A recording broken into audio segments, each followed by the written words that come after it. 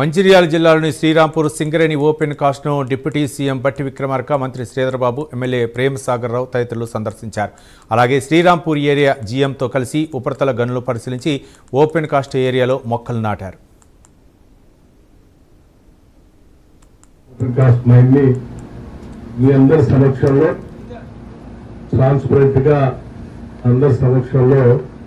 ఈ మైన్ పరిసరాలు పరిశీలించడమే కాకుండా ఇక్కడ ఉన్నటువంటి సేఫ్టీ మెజర్స్, అట్లాగే ఇక్కడ ఉన్నటువంటి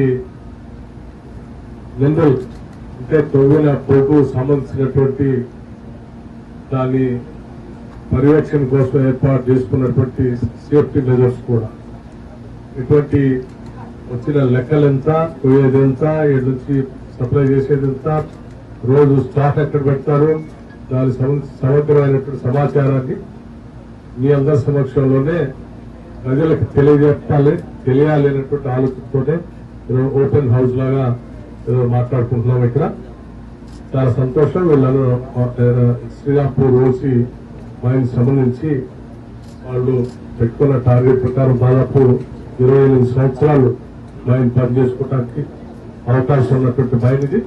దీంట్లో గ్రేడ్ 8, గ్రేడ్ 10, గ్రేడ్ 11 కోళ్లు అందుబాటులోకి వస్తా ఉంది.